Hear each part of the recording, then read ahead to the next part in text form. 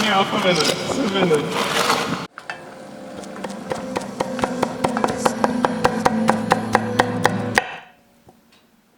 Hi, I'm Phil. Welcome to Pretty Good Cooking. Tonight on the show, I'm gonna teach you how to make tuna salad for sandwiches, accompanied by chips and a pickle, also known as a deli meal. I had 2 drinks before the show, and I need that third one to complete the trinity that'll get me where I need to be, which is 1 step ahead of the rest of the pack, you know? You'll never find me.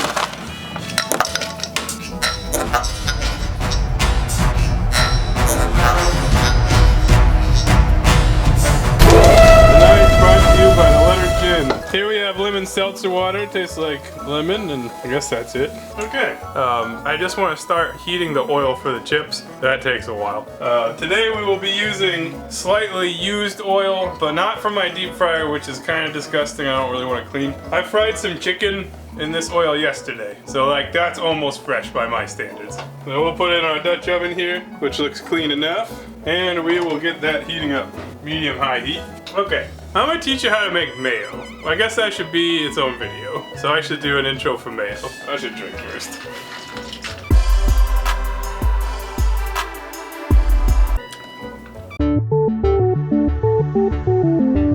Alright, so I don't know how to make mayo, and I tried and it didn't work out, so we're just gonna use regular mayonnaise. I'll learn how to make mayo another time. I'll teach you another time too. It's probably not worth it, because I haven't done it yet.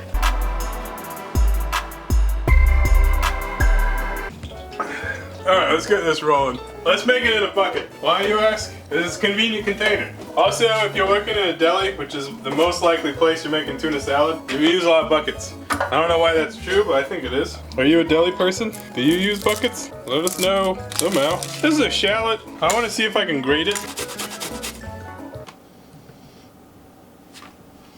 Gonna chop the shallot. That's going really well. So canned tuna is a staple for many people around the world. It's cheap as shit, good protein, pretty healthy. But you know, it's like not the most pleasant thing in the whole world. So when you're making a tuna salad, there's like a fine tradition of like just adding things that taste good and might cover up the tuna taste a little bit. Also, if you're in a deli, really you're just in the business of adding mayonnaise to things. This is no exception to that. Here's our shallot. It's probably about a tablespoon of minced shallot. I learned today that there are in fact 3 teaspoons in a tablespoon, and that I am an idiot. I'm also very curious as to where did I get it in my head, the wrong measurement? And it's not even just like the wrong measurement, it's like a harder conversion. I don't know. I'm just gonna blame my mom. This is celery, which I am thinly slicing and then going to dice. This is additional crunch, additional flavor, whatever. Tuna salad. We want about the same amount of celery there in our bucket. Might as well get our tuna in here. Does anyone not know how to make this? Is a tutorial necessary for this? Just curious. There's that stinky stink. If you got a cat, I suggest draining the can over the cat's head. Just baptize it in the tuna juice. The cat will really enjoy that. Phil, do you like cats? Nope. If it's not coming out of there, you can use the lid to scrape it and make unpleasant noises. Tonight's going really well. I'm not like 100% sure, but I do watch a lot of videos on manufacturing processes, and I think that they might actually cook the tuna in the can. This tuna has a high viscosity. Alright, we did it. There's some tuna. Got our bucket.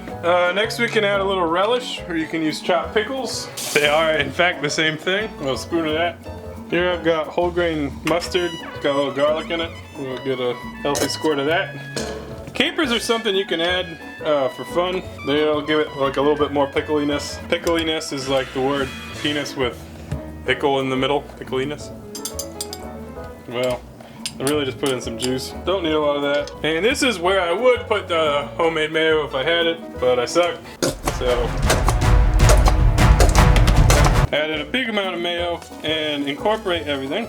Looking pretty good thus far. You don't want it too wet, don't want it too dry. We still need some lemon. This is a big lemon right here. We'll just add a pinch like that, and then a pinch to your drink.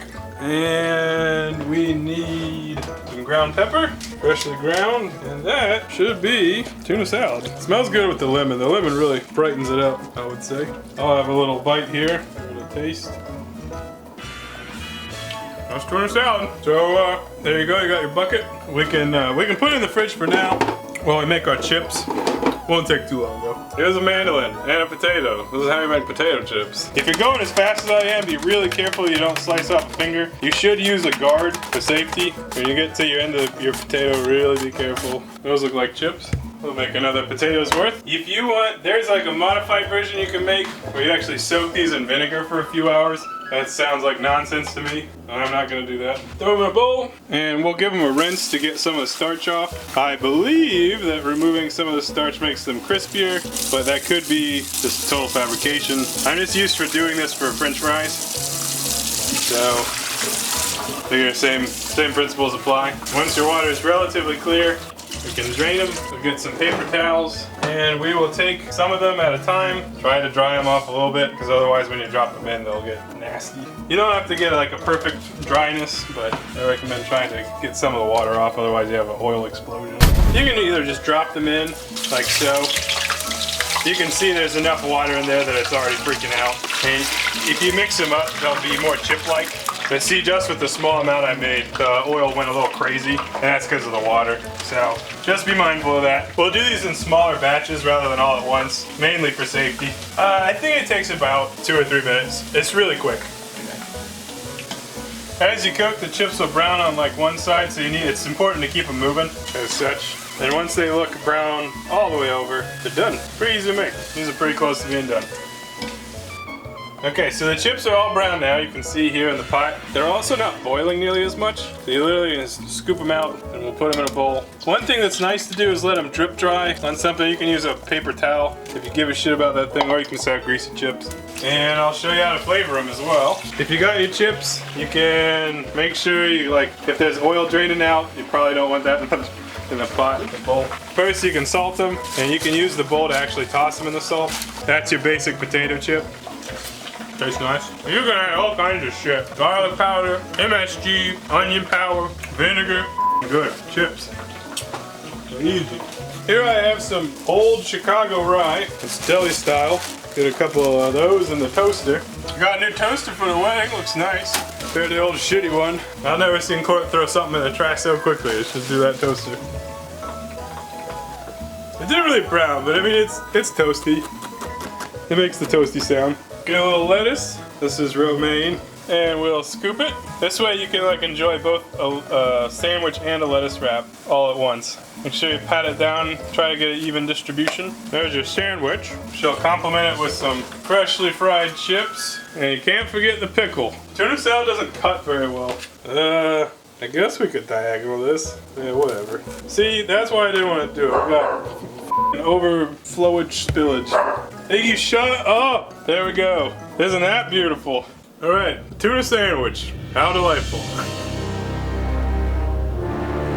That's good. I mean, it's got all the deli flavors. You got your tuna, and the rye bread really complements it. All the shit we put in it was pretty good. Got some chips here.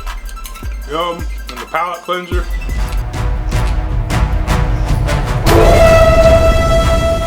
That was weird. So, alright, cool. Alright, well, once you die and are reincarnated as a 65-year-old Jewish man, you can open a deli, serve tuna sandwiches. That's how you do it? Wonderful. I think we're done. Guess I'll talk to you guys later.